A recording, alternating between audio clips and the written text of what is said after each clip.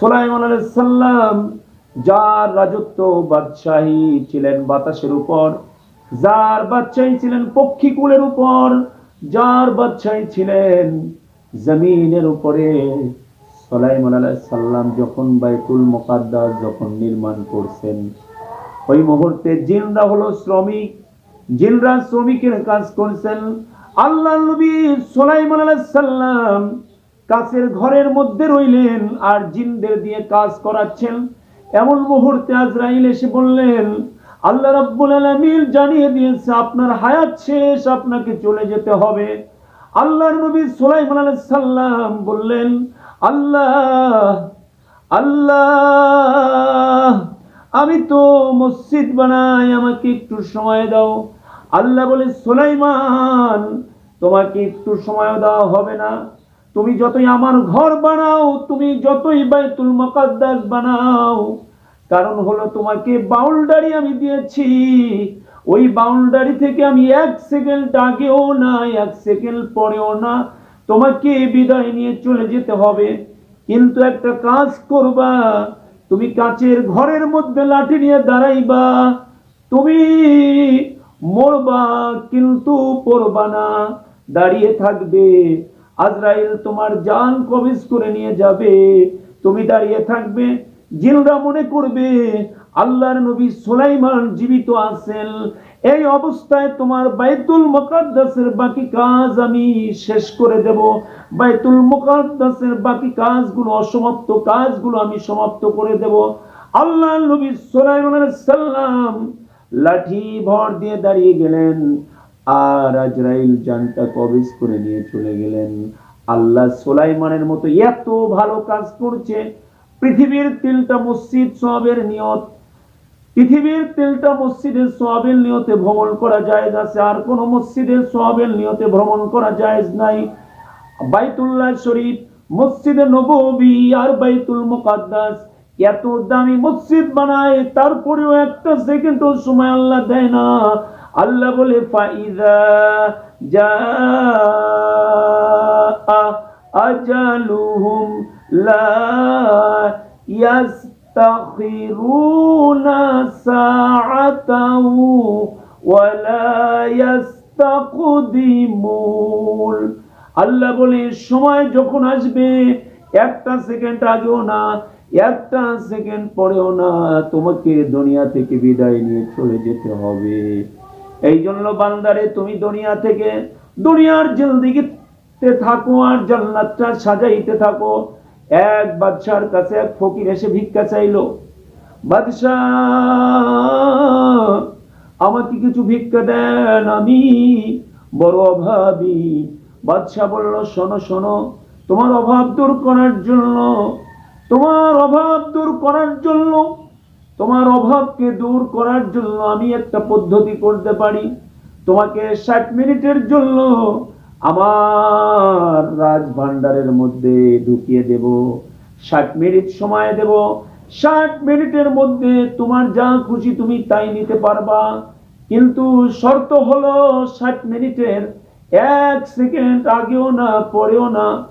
বাদশাহ রাজ দরবারের মধ্যে ফকির ঢুকে গেলেন, যাওয়ার পরে হীরা জহরত একুত পাথরের তৈরি বাদশার রাজপ্রাসাদ, এই জিনিসগুলো দেখে সে অভিভূত হয়ে গেছে, অবাক হয়ে গেছে, বিস্ময়ের চোখ দিয়ে সে দেখছে, অবাক দৃষ্টিতে সে দেখছে। দেখতে দেখতে 40 মিনিট চলে গেছে।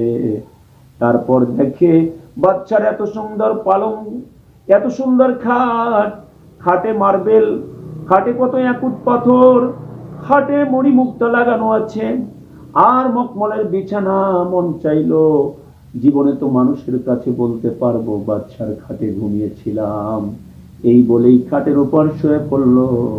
শুয়ে পড়ার পর যখন তন্দ্রাচ্ছন্ন হয়ে গেছে, ঘুমের ভাব হয়ে গেছে, সময় শেষ, এমন সময় বাদশার যিনি গার্ড ছিলেন, বাদশার গার্ড ভিতরে এসে গলায় ধাক্কা দিয়ে বলে, বেটা ওঠ, তোমার সময় শেষ, তুমি কেন খাটের উপর ঘুমিয়ে আসছো? তখন বলে, আমি তো কিছুই নিতে পারলাম না, একটা স্বর্ণের পাথরও তো নিতে পারলাম না, একটা স্বর্ণের বারও নিতে পারলাম না, একটা একুত পাথর নিতে পারলাম না, একটা হীরাও নিতে পারলাম না। বলে তোমাকে সময় দেওয়া হয়েছিল 60 মিনিট, 60 মিনিটে তুমি কোটি টাকা ইনকাম করতে পারতে। আমার আল্লাহ আমাদেরকে সময় দিয়েছেন। আল্লাহ রাব্বুল আলামিন কারো 60 বছর হায়াত দিয়েছেন, কারো 70 বছর হায়াত দিয়েছেন, কারো 80 বছর হায়াত দিয়েছেন। কিন্তু আমরা কিন্তু সময়গুলো নষ্ট করি। আর যখন আজরাইল চলে আসে, আজরাইলকে বলতে থাকি, ভাই আজরাইল, তোমার হাতে ধরে বলি, পায়ে ধরে বলি, আমাকে একটু সময় দাও। আজরাইল ওই আল্লাহ সূরা আরাফের ওই আয়াতটা শুনিয়ে দেয়, ফাইযা জাআ আজালুহুম লা ইস্তাখিরুনা সাআতাও ওয়ালা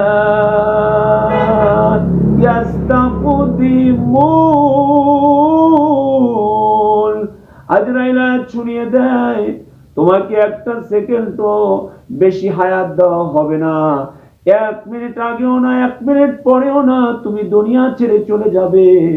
এই জন্য দুনিয়ায় যাদেরকে আমি আপন মনে করি, যাদের জন্য আমি হারাম টাকা উপার্জন করি, যাদের জন্য আমি মাথার ঘামগুলো পায়ে ফেলে দেই, সেই সন্তান সন্তনি স্ত্রী আমার আপন না।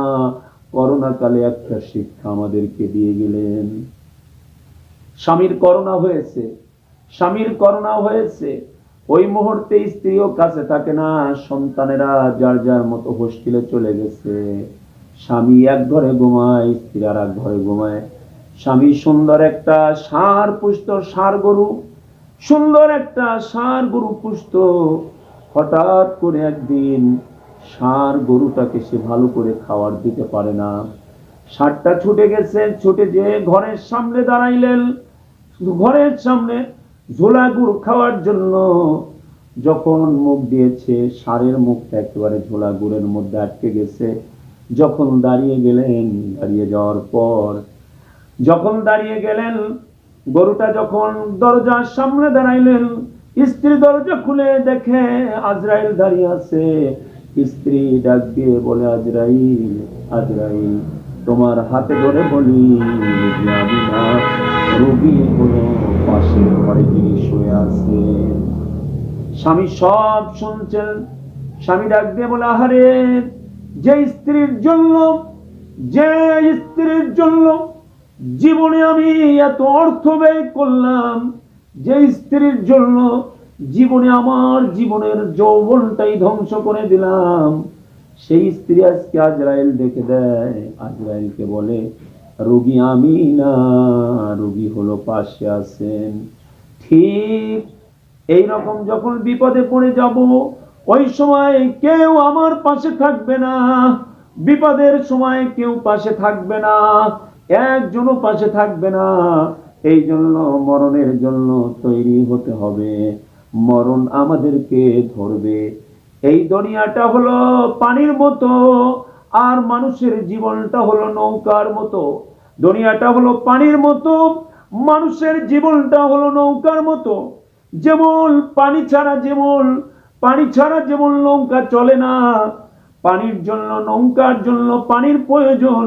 নৌকার পিছনে যতক্ষণ পানি থাকে ততক্ষণ নৌকার জন্য উপকার, নৌকার ডানে যতক্ষণ পানি থাকে নৌকার জন্য উপকার, যতক্ষণ বামে পানি থাকে ততক্ষণ উপকার, যতক্ষণ সামনে পানি থাকে ততক্ষণ উপকার, যতক্ষণ পিছনে পানি থাকে ততক্ষণ উপকার। কিন্তু হঠাৎ করে যদি নৌকার ভিতরে যদি পানি উঠে যায়, তাহলে ওই নৌকা যেমন মাঝ রাস্তায় গিয়ে যেমন ডুবে যায়, ঠিক দুনিয়া আমার যতক্ষণ পায়ের নিচে থাকবে ততক্ষণ আমার জন্য উপকার, দুনিয়া আমার যতক্ষণ ডানে থাকবে উপকার, দুনিয়া আমার যতক্ষণ বামে থাকবে উপকার, দুনিয়া আমার যতক্ষণ সামনে থাকবে উপকার, পিছনে থাকবে উপকার।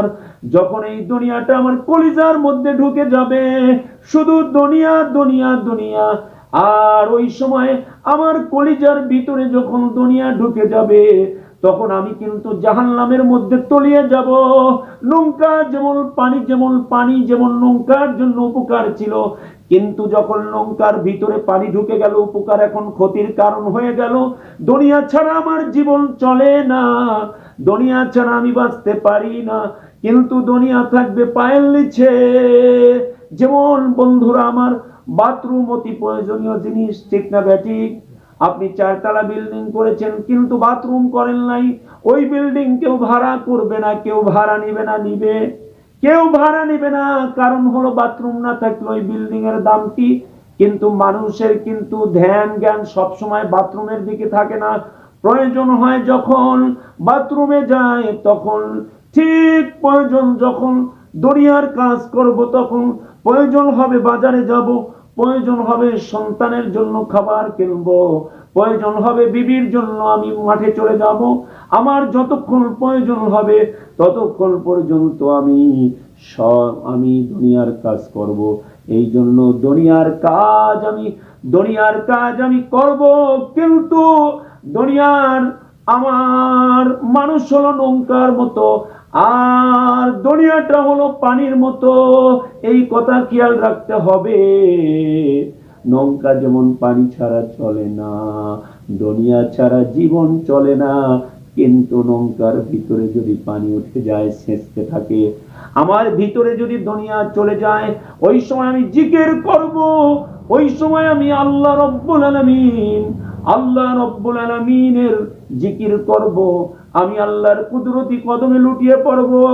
ওই সময় আমি গরিব দুঃখীকে সাহায্য করব। তাহলে আমার ভিতর থেকে দুনিয়াটা বের হয়ে যাবে। আল্লাহ রব্বুল আলামিন তখন আমাকে ইমানের রশিটা গলায় লাগিয়ে আমাকে জান্নাতে প্রবেশ করাবে। এই জন্য মুমিন ভাইরা আমার, এমন ভাবে মরতে হবে। আল্লাহর নবীর সাহাবী হযরতে সাদ রাদিয়াল্লাহু তাআলা আনহু যখন ইন্তেকাল করলেন, বিশ্বনবী মুহাম্মদুর রাসূলুল্লাহ সাল্লাল্লাহু আলাইহি সাল্লাম সাদের জানাজা পড়ালেন। জানাজার সময় নবীজি আমার বৃদ্ধাঙ্গুলের উপর ভর করে দাঁড়ালেন। এক সাহাবী বললেন, ইয়া রাসূলুল্লাহ, ইয়া হাবিবাল্লাহ, সাদকে যখন জানাজা পড়ালেন, বৃদ্ধাঙ্গুলের উপর ভর করে আপনি দাঁড়ালেন, আমি বুঝতে পারলাম না। ইয়া রাসূলুল্লাহ, ইয়া হাবিবাল্লাহ, তার কারণ কি? আল্লাহর নবী বলে, সাদের মরণে আজ আল্লাহর আরশ কান্দে।